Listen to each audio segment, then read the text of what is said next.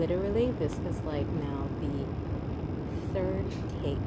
I mean, I've been having, I swear, if somebody comes in here without clothes on or the toilet flushes again, or anyways. So, we're here to talk about my 6 months as a vegan. 6 months vegan, that is the topic for today. Oh, and I hope the next person that walks into this door has clothes on. So let's get right into it. All right. So how did I even get into the situation of wanting to even try a vegan diet? I didn't even know you were that type of person. Like what? What? Well, to be quite honest, you guys, I am not that type of person. What? Okay. So yes, this is baby number 2 over here, and she's wearing her. She's just like taking over my picture.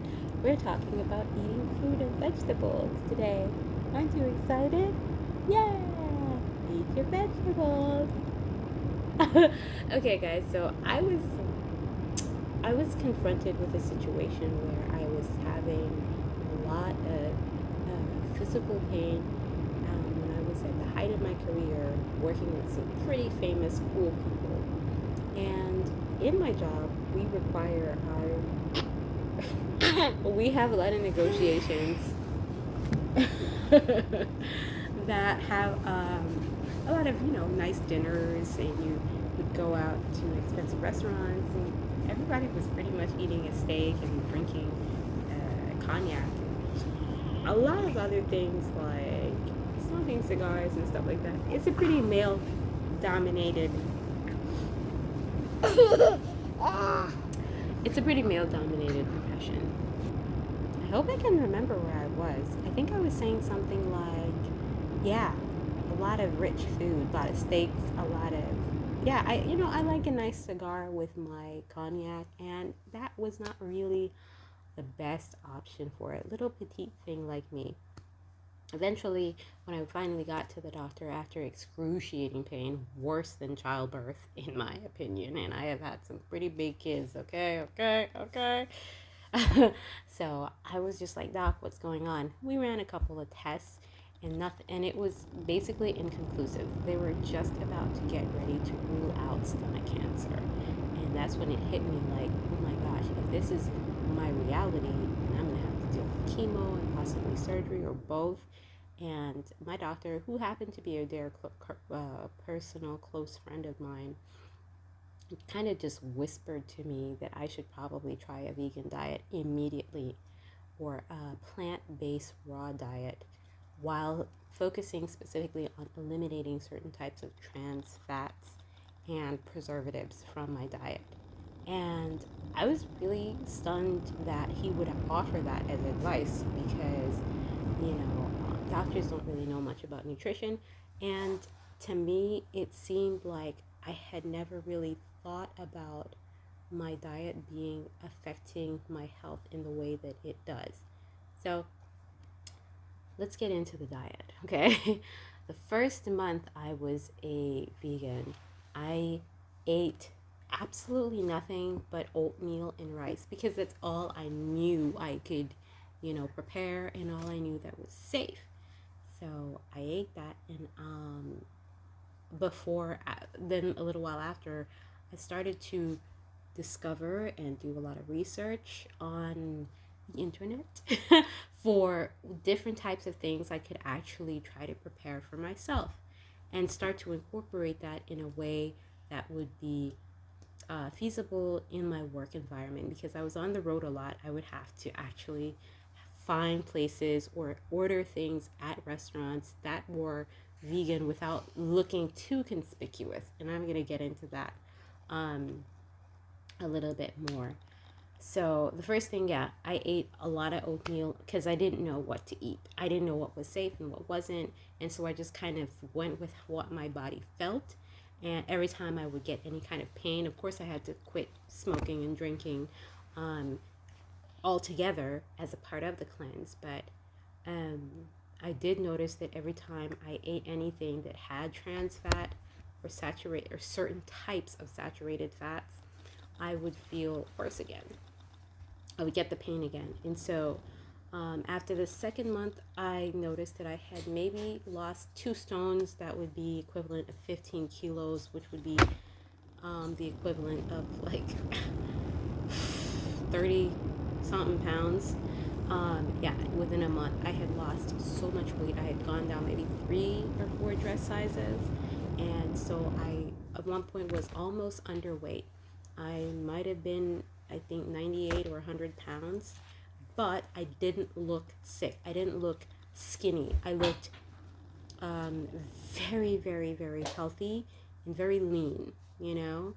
Um, the other thing in this process, people were like commenting me, like, how do you look so great? Like, your skin is amazing. Your hair is shining and your teeth are so white and your nails are, like, it just made me look so great. um, that made me feel really good and made me want to even stick with the diet a little bit more. I also found that after eating my midday meal, I would actually feel energized instead of lethargic.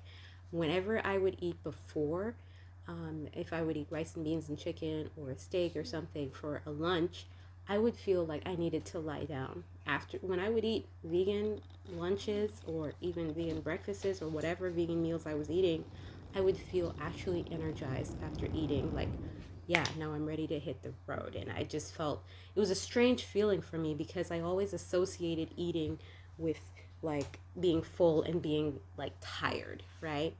Being satisfied but being tired. And so being able to have that satisfaction of having a full meal while still feeling the energy to get up and do something after eating was a huge benefit to me, especially because I'm always working.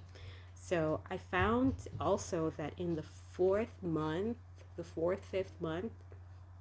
I was sleeping a lot better. Like, I feel like because my body was working less to digest only plant based products and products that were lighter, that it wasn't working so hard, which made me feel a lot more energized during the day and rested during the night. So my body wasn't really working as hard to work off whatever it is I ate before I went to bed so that I could sleep peacefully.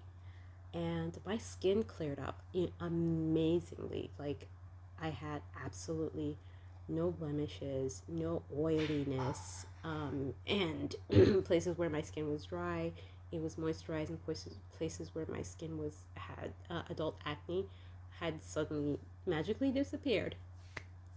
And lastly, which was super cool, and I probably would have stuck with the diet for this one and only vain reason of them all, was the fact that I had absolutely no body odor.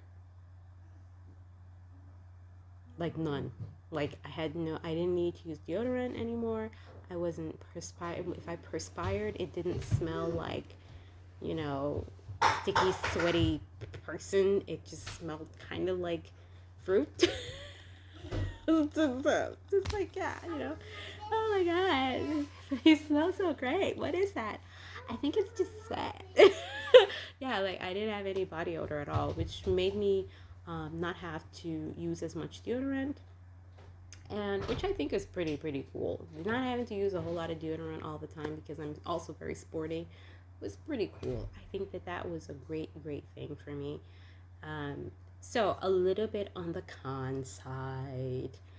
I feel like in the beginning of my vegan diet, I was never full. Anytime you would see me, I would be chewing or about to start eating something. I would never absolutely be full. Like, I would always be snacking all the time.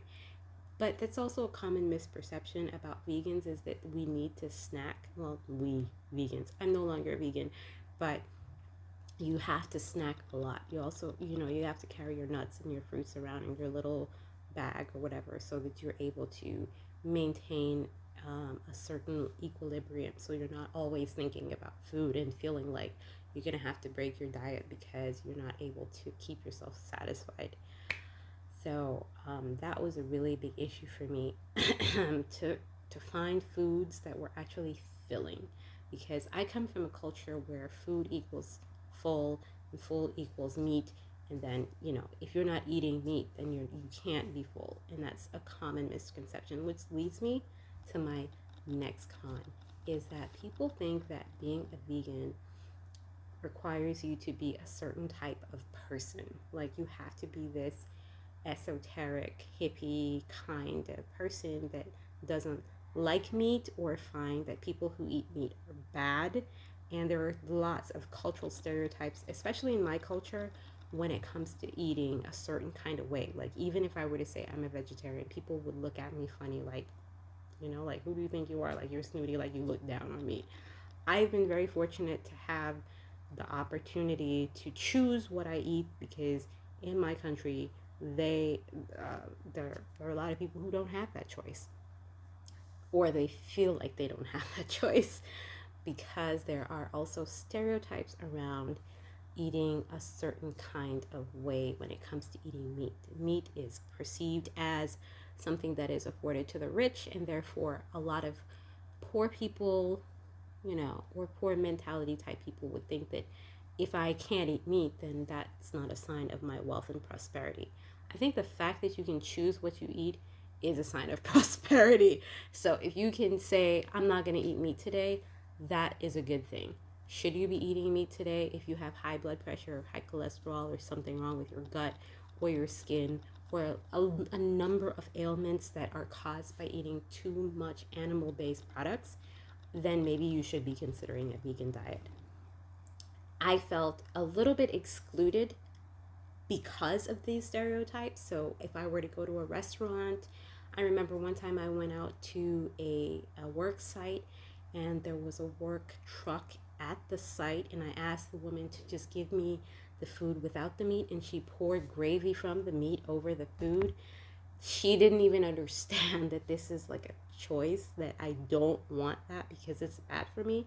Like the people do not understand the concept, and you get excluded when you try, or worse, singled out if you try to even explain to people that this is a choice and I don't eat meat because of certain beliefs or health reasons. I think it was easier for me to say, oh, it's health, because then people are just like, okay, something's wrong with you physically, that's why you don't eat. It's not that you don't like meat, you just can't eat it. And I think that those kinds of exclusions are the things that help or that stop people from actually trying a vegan diet. The hassle of explanation was also a con for me. Like, if I were in Europe or in America or somewhere else, it wouldn't be an issue. People would think what they would think, but it wouldn't be so abnormal to not eat anything from an animal.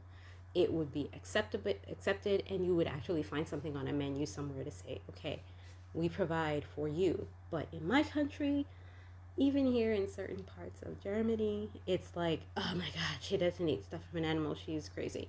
Um, I fought with my grandparents a lot about this because they just felt like, well, in their day, you ate what you were given and you were given what you eat, and that was it. You didn't have a decision. And that's pretty true from World War II times, yes. But since then, we have learned a lot about food as medicine instead of medicine as cures to ailments that you have.